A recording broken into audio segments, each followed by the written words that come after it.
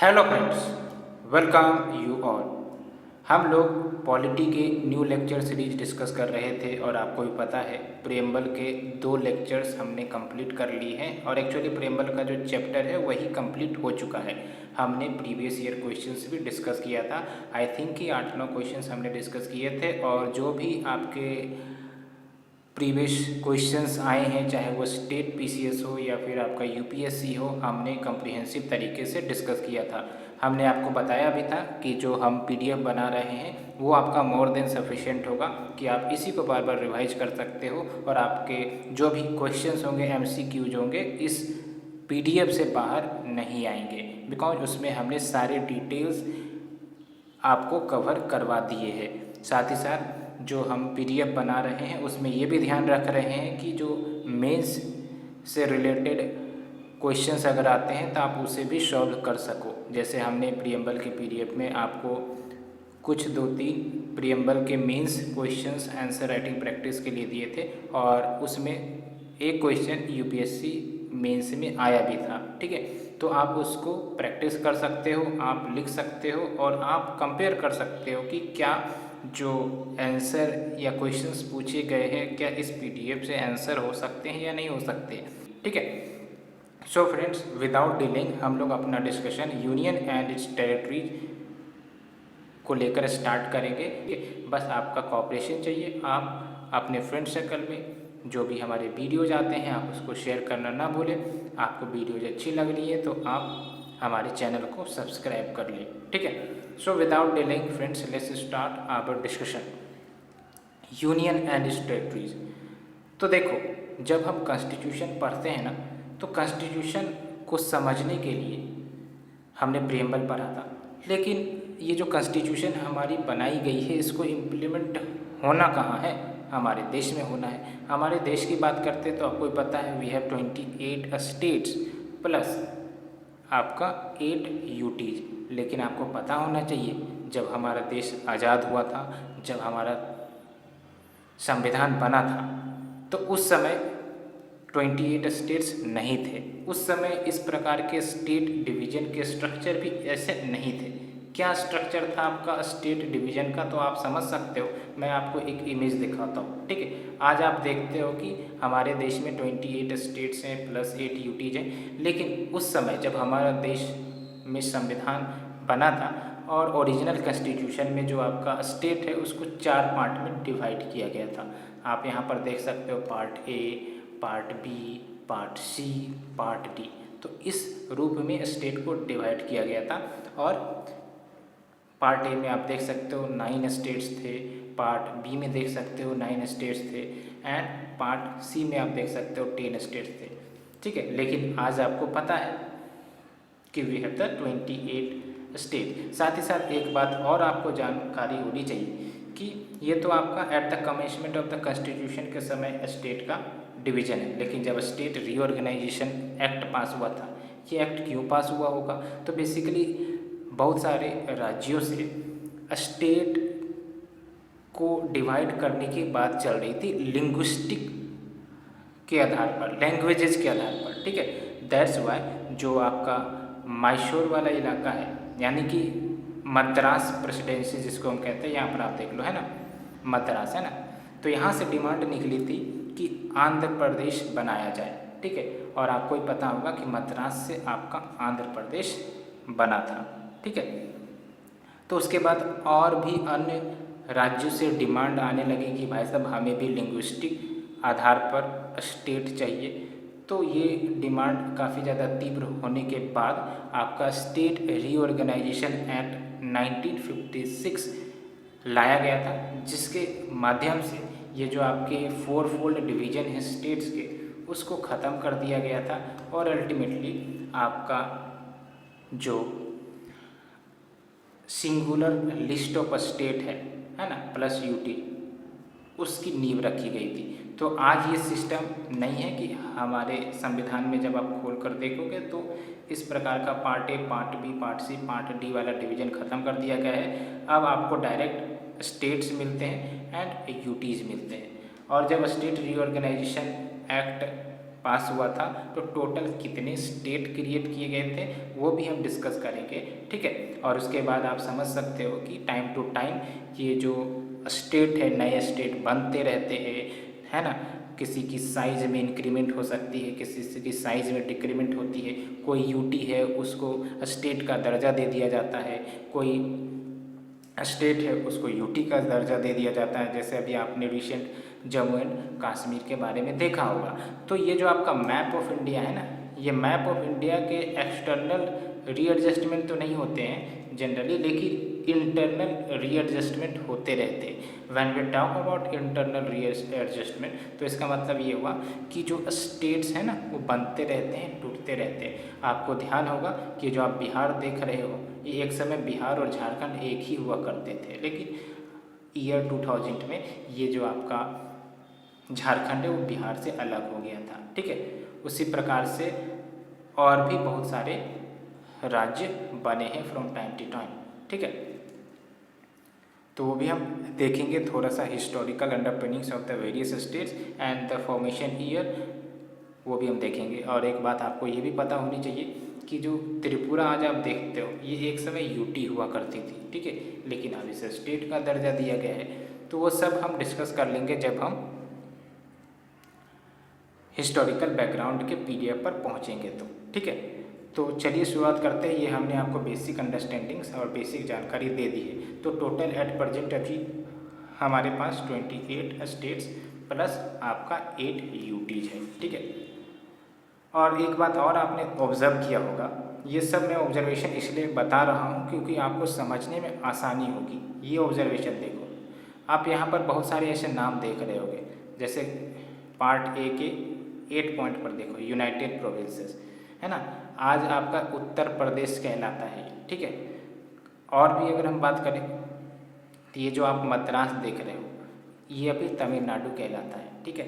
साथ ही साथ ये भी आप देखो, ये जो आप मैसूर देख रहे हो, ये अभी आपका कर्नाटका कहलाता है, ठीक है।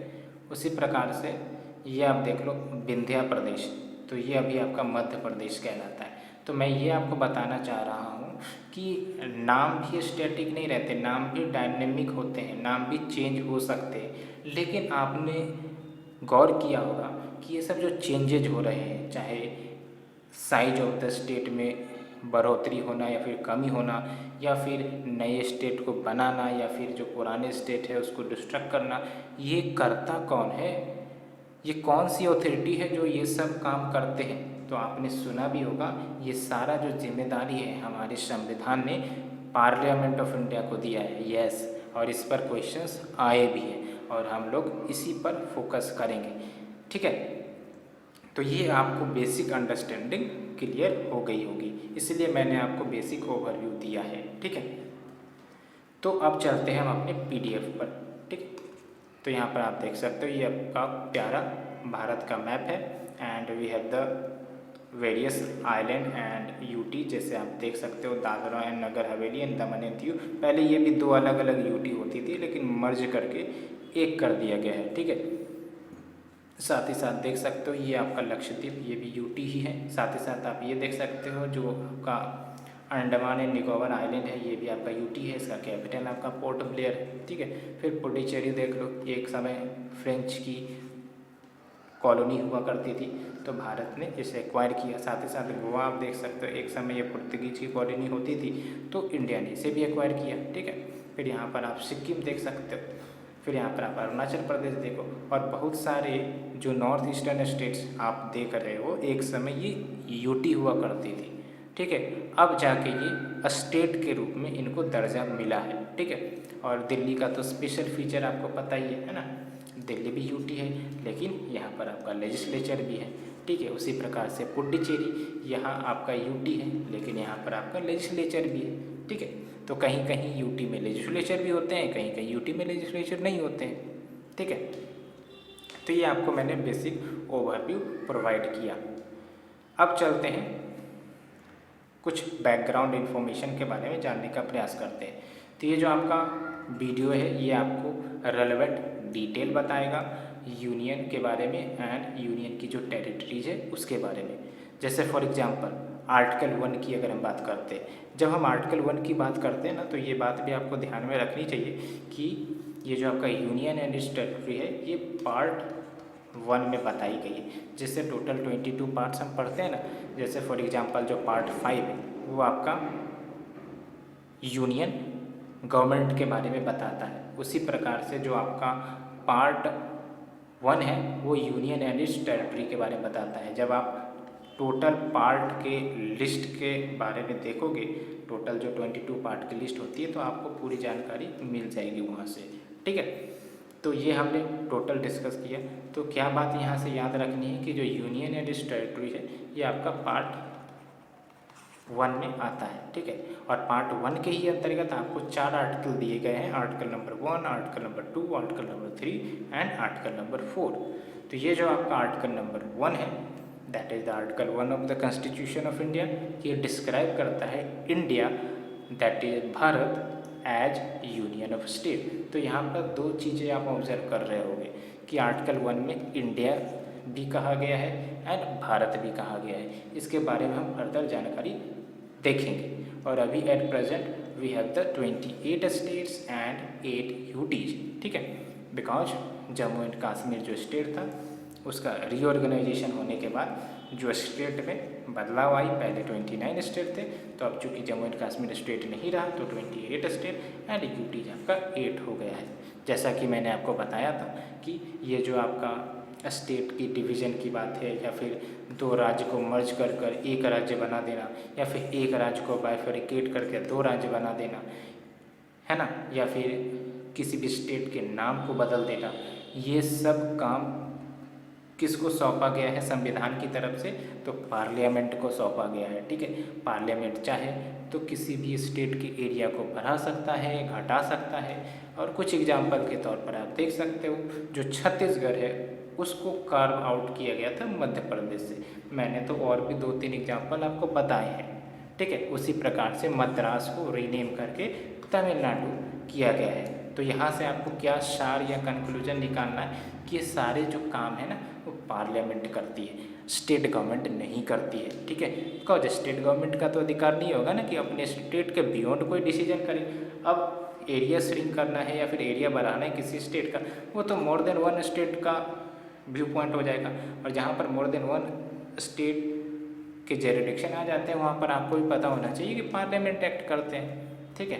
तो ये ध्यान रखनी है, काफ़ी इंपॉर्टेंट पॉइंट है। यहाँ से आपके क्वेश्चंस भी बनेंगे, ठीक है।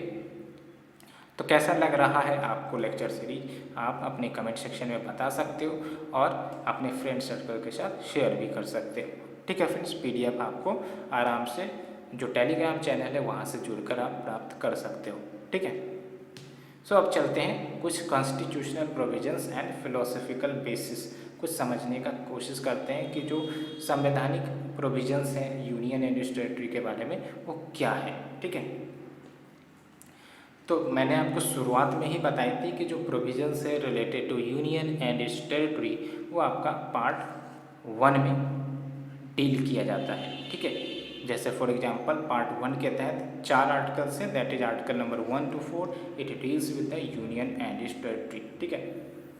और शेड्यूल 1 आपको पता है ना टोटल कितने शेड्यूल है, आप हमें बताओ कमेंट सेक्शन में, ठीक है। शेड्यूल 5 किसकी बात करता है, शेड्यूल 6 किसकी बात करता है, शेड्यूल 7 किसकी बात करता है, शेड्यूल जो आपका 12 है वो किसकी बात करता है, आप हमें बताओ कमेंट सेक्शन में, ठीक है। तो जो शेड्यूल 1 है ना वो आपको जानकारी देता है स्टेट्स के नाम के बारे में और उनकी जो टेरिटोरियल जुरिडिक्शन है कि उनका एरिया सब कितना है उनके बारे में, ठीक है। तो अगर पूछा जाए schedule 1 gives information about name of the states and the territorial jurisdiction. Schedule से लगातार क्वेश्चन पूछे गए हैं प्रीलिम्स में as well as state PCS examination. तो अब फिर से हम आर्टिकल 1 को रीड करेंगे, देख सकते हो, आप भी मेरे साथ पढ़ सकते हो। Article number 1 reads India that is Bharat as union of state rather than a federation of state. अब यहाँ पर आपको कभी कभी डाउट आएगा कि ये यूनियन ऑफ स्टेट क्या है, फेडरेशन ऑफ स्टेट क्या है। तो आपने अमेरिका के बारे में सुना होगा कि अमेरिका जो है ना फेडरेशन ऑफ स्टेट है, यानी कि जो अमेरिका आप देखते हो लेट्स से कि अमेरिका है और उसमें जो भी स्टेट्स हैं ना वो बेसिकली वेरियस एग्रीमेंट के तहत वो एक साथ आए हैं, और जब तक वो एग्रीमेंट का पालन होगा वो एक साथ रहेंगे। नहीं तो अगर उनके एग्रीमेंट में अगर कुछ वायलेशन होता है तो स्टेट अगर चाहे तो वो अलग भी हो सकते हैं। That's why they are known as United States of America, USA, ठीक है। लेकिन इंडिया में क्या है, यूनियन ऑफ स्टेट। ऐसा इसलिए बिकॉज इंडिया में जो स्टेट है उसका इंटरनल रीएडजस्टमेंट तो हो सकता है, लेकिन अगर कोई स्टेट चाहे कि हम जो है अलग से देश बना ले तो ऐसा नहीं होगा। ये काफ़ी बेसिक डिफरेंस है। दैट्स वाई जो हमारा संविधान है वो इंडिया को यूनियन ऑफ स्टेट कहता है rather than a federation of state. Hope ये बातें आपको क्लियर हो गई होगी। यहाँ से हमको दो बातें निकल कर आती है। पहली बात तो ये कि जो नेम ऑफ द कंट्री है वो क्या है, तो इंडिया है या फिर कह लो भारत है, ठीक है। एंड दूसरी बात ये कि जो टाइप ऑफ पॉलिटी क्या है, तो यूनियन ऑफ स्टेट है ना।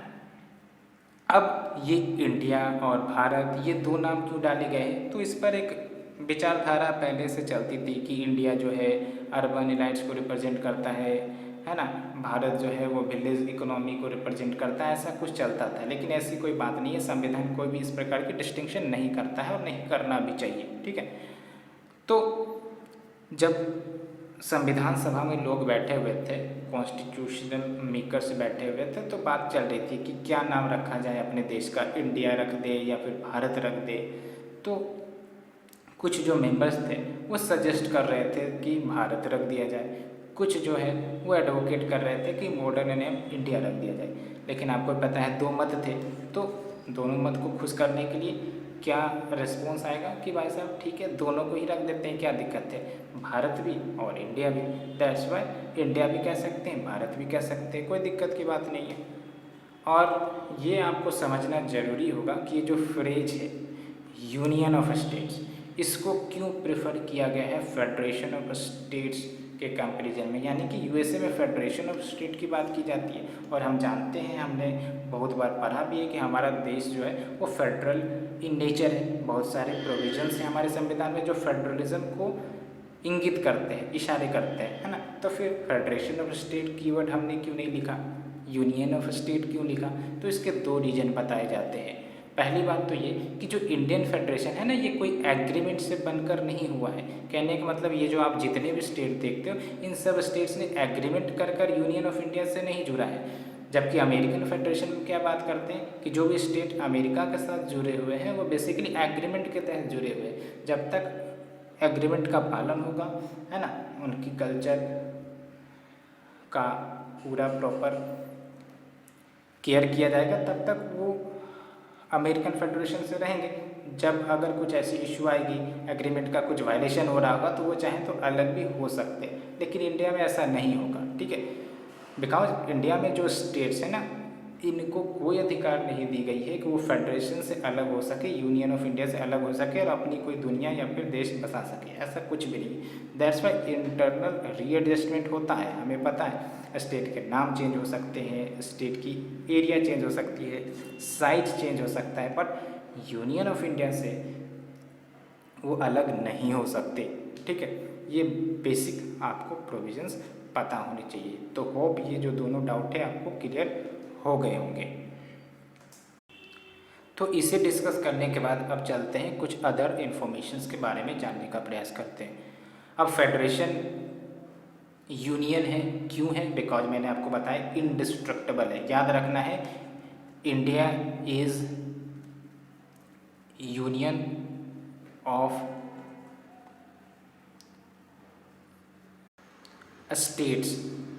तो ये जो आपका यूनियन है ना वो इनडिस्ट्रक्टेबल है, लेकिन स्टेट्स डिस्ट्रक्टेबल है। इंडिया की बात कर रहे हैं, यानी कि ये जो आप मैप देख रहे हो ना, ये जो आपका टोटल यूनियन ऑफ इंडिया है ना, इससे कोई जो राज्य है अगर चाहे कि अलग हो जाए और नया देश बनाए तो ऐसा नहीं होगा, है ना। यानी कि यूनियन इनडिस्ट्रक्टेबल है, यूनियन नहीं कभी अलग हो सकता, यूनियन कभी नहीं टूट सकता। लेकिन हाँ, जो स्टेट है वो डिस्ट्रक्टेबल है। जैसे फॉर एग्जांपल बहुत सारे स्टेट में डिवीज़न की बात चलती है कि जो इतना, जैसे उत्तर प्रदेश की बात चलती है तो उत्तर प्रदेश में ये कहा जाता है कि इसको 2 राज्य में बदल दिया जाए सो दैट एडमिनिस्ट्रेटिव कन्वीनियंस हो, तो ये हो सकता है।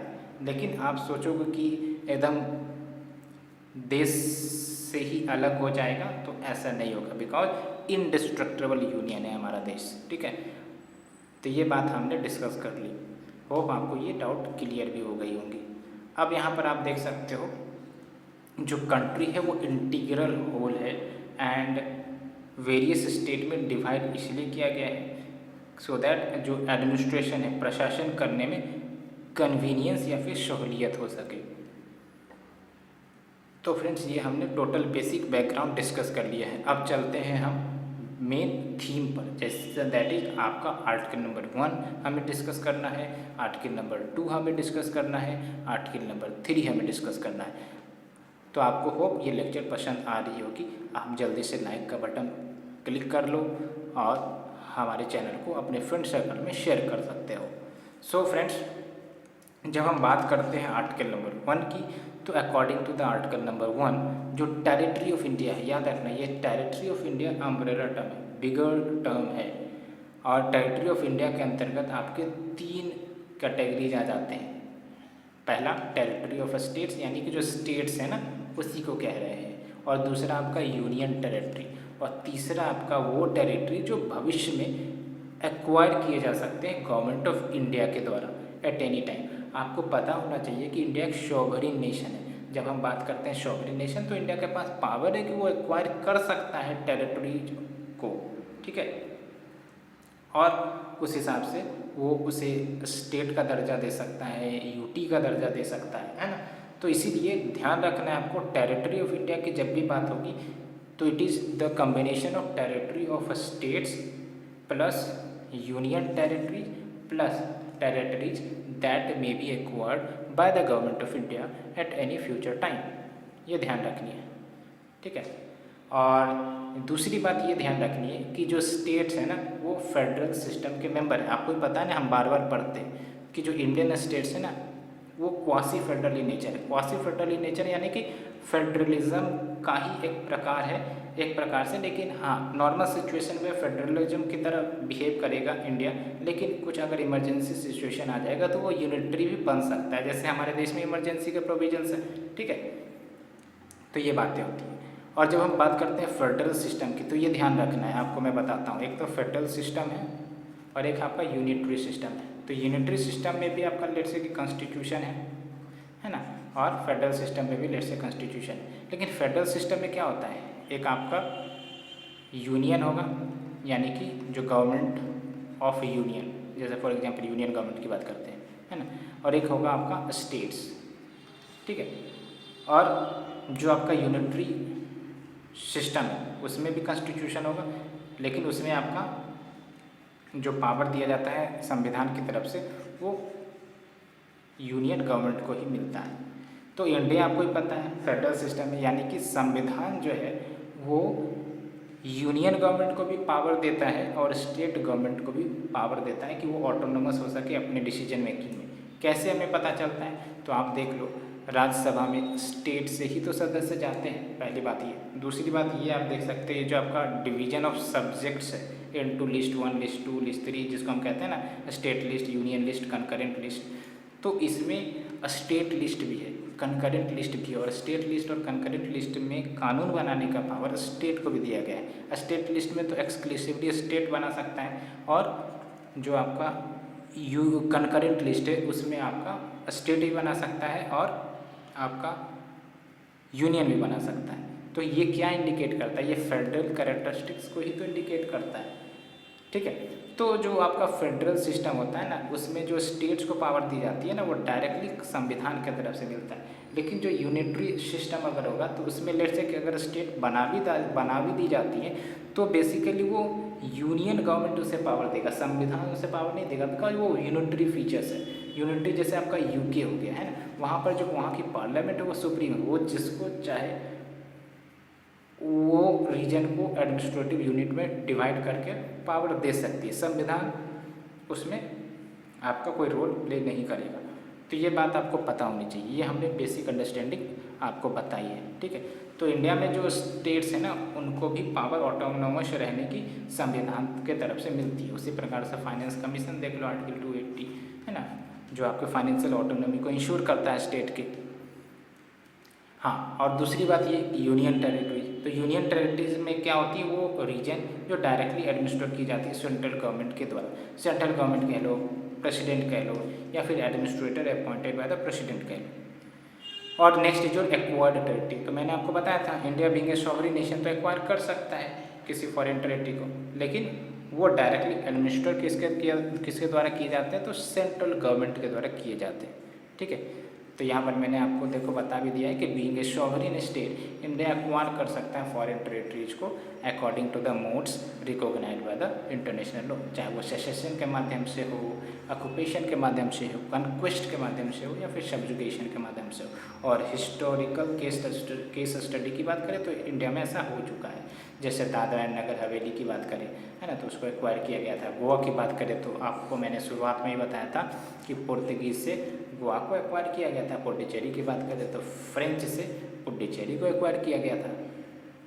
और जब हम बात करते हैं यूनियन ऑफ इंडिया की, तो यूनियन ऑफ इंडिया आपका नैरोवर एक्सप्रेशन है, बिकॉज यूनियन ऑफ इंडिया की जब हम बात करेंगे ना तो इसमें से स्टेट्स आते हैं। ठीक है, लेकिन टेरिटरी ऑफ इंडिया की बात करेंगे तो ये तीनों आ जाएंगे जो हमने डिस्कस किए हैं, ये तीनों टेरिटरी ऑफ इंडिया। इसीलिए कंफ्यूज नहीं होना है। अगर प्रीलिम्स में एमसीक्यू आता है union of India includes what, only states, only UTs, या फिर टेरिटरी ऑफ स्टेट्स, तो आपको ओनली स्टेट मार्क करने हैं। लेकिन हाँ, टेरिटरी ऑफ इंडिया अगर पूछ दिया जाए तो ये तीनों इसमें शामिल होंगे।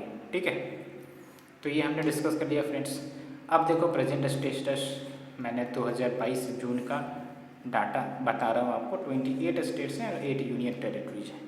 अब चलते हैं आर्टिकल नंबर 2 के बारे में जानकारी लेते हैं। आर्टिकल नंबर 2 काफ़ी इंपॉर्टेंट है, यहाँ से प्रीलिम्स का भी क्वेश्चन बनता है। ठीक है, तो जैसा कि मैंने आपको बताया कि ये जो नाम चेंज किए जाते हैं या फिर स्टेट के साइज में कुछ बदलाव करना हो, या फिर नए स्टेट बनाना हो, एक स्टेट को अलग कर कर 2 स्टेट बनाना हो, 2 स्टेट को जोड़कर 1 स्टेट बनाना हो, ये सब करने की जो पावर इस संविधान ने किसे दिया है, तो बड़े अक्षरों में मैंने आपको लिखा है ये पावर आपका पार्लियामेंट को दिया गया है कि पार्लियामेंट अगर चाहे तो यूनियन ऑफ इंडिया में नए स्टेट को इस्टेब्लिश कर सकता है which are not a part of union of India, या फिर यूनियन ऑफ इंडिया में एडमिट कर सकता है न्यू स्टेट को which are already in existence. तो आर्टिकल 2 को आपको अच्छे से समझना है।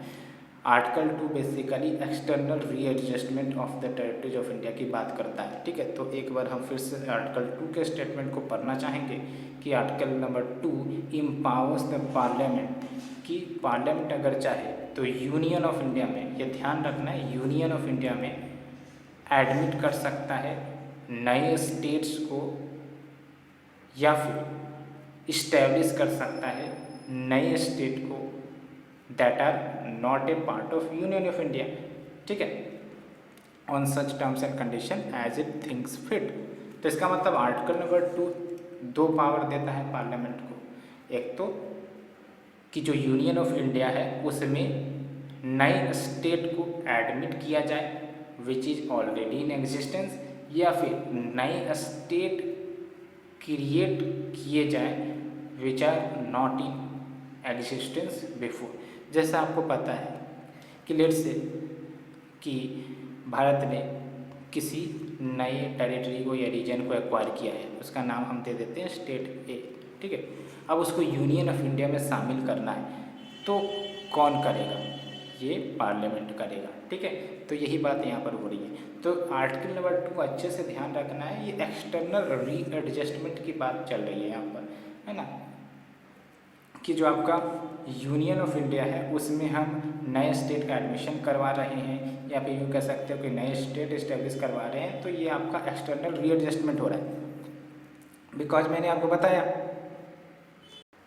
कि ये तो अभी आपका प्रेजेंट मैप है, लेकिन लेट से कि कोई टेरिटरी एक्वायर की गई है, अब उसको यूनियन ऑफ इंडिया में शामिल करना है तो कौन करेगा, वो पार्लियामेंट करेगा, है ना। तो पहले तो ये आपका जो स्टेट है वो part of union of India नहीं था, लेकिन उसको अगर शामिल करना है यूनियन ऑफ इंडिया में तो ये कौन करेगा, ये आपका पार्लियामेंट करेगा। तो यही बात आर्टिकल नंबर 2 कह रहा है, एक्सटर्नल रीएडजस्टमेंट हो रहा है आर्टिकल नंबर 2 के तहत, बिकॉज नई टेरिटरी जो है इनकॉर्पोरेट हो रही है इंडिया में। ठीक है, तो ये बातें होप आपको अच्छे से समझ में आई होगी। तो ये आर्टिकल नंबर 2 काफ़ी इंपॉर्टेंट है। तो article number 2 deals with external readjustment of the territory of the constitute states of the union of India. जब हम बात करते हैं आर्टिकल नंबर 3 की, तो आर्टिकल नंबर 3 काफ़ी ज़्यादा इंपॉर्टेंट हो जाता है। ये कहता है कि भाई साहब जो हमारे यूनियन ऑफ इंडिया के तहत जो एग्जिस्टिंग स्टेट्स हैं, जैसे ये जो आपका मैप है ना, ये लेट्स से कि ये आपका यूनियन ऑफ इंडिया है। ठीक है, इसके अंतर्गत जो एग्जिस्टिंग स्टेट्स हैं जैसे राजस्थान है, गुजरात है, मध्य प्रदेश है, इतने सारे स्टेट हैं। अब इनका अगर इंटरनल रीएडजस्टमेंट करना है, when we talk about internal readjustment, तो इसका मतलब ये हुआ कि लेट्स से कि उत्तर प्रदेश को लेट्स से कि मोर देन वन स्टेट में डिवाइड करना है। तो ये सब क्या हो रहा है, internal readjustment. Already existing state है उसको हम डिवाइड कर रहे हैं, या फिर लेट्स से कि कंपैरिजन करते हैं कि राजस्थान और मध्य प्रदेश को जोड़कर एक राज्य बनाना है। ठीक है, तो ये सब क्या हो रहा है, ये सब इंटरनल रीएडजस्टमेंट हो रहा है। ठीक है, तो इसका मतलब आर्टिकल नंबर 3 आपका इंटरनल रीएडजस्टमेंट, ऑलरेडी जो स्टेट यूनियन ऑफ इंडिया में शामिल है उसका इंटरनल रीएडजस्टमेंट हो रहा है। लेकिन आर्टिकल नंबर 2 में हम देख रहे थे एक्सटर्नल रीएडजस्टमेंट हो रहा है, बिकॉज नई टेरिटरी या फिर नई स्टेट्स का एडमिशन हो रहा है या फिर नए स्टेट इस्टेब्लिश किए जा रहे हैं। ठीक है, into the union of India. तो आपको होप आर्टिकल नंबर 2 और आर्टिकल नंबर 3 के तहत डिस्टिंक्शन मिल गया होगा। डिस्टिंक्शन करना काफ़ी ज़रूरी है यहाँ पर। तो article number 3 relates to formation और चेंज यानी कि नाम चेंज करनी हो या फिर आपका एरिया चेंज करना हो। ठीक है, एग्जिस्टिंग स्टेट्स का है ना, नए स्टेट्स बनाने हो यूनियन ऑफ इंडिया से, तो आपका आर्टिकल नंबर 3 करता है। तो article number 3 deals with what, internal readjustment of the territories of constituent states, internal readjustment. तो ये बात काफ़ी ज़्यादा महत्वपूर्ण है। ठीक है, तो फ्रेंड्स ये हमने यहाँ तक डिस्कस किया है। नेक्स्ट लेक्चर सीरीज में हम लोग यहाँ से आगे का डिस्कशन स्टार्ट करेंगे, बिकॉज टाइम हो चुकी है। इसीलिए अगर आपको बताना है कि कैसा लग रहा है, आपको वीडियो अच्छा लग रहा है, तो आप लाइक शेयर कमेंट करना ना भूलें। आज के लिए इतना ही friends, thank you very much for the discussion.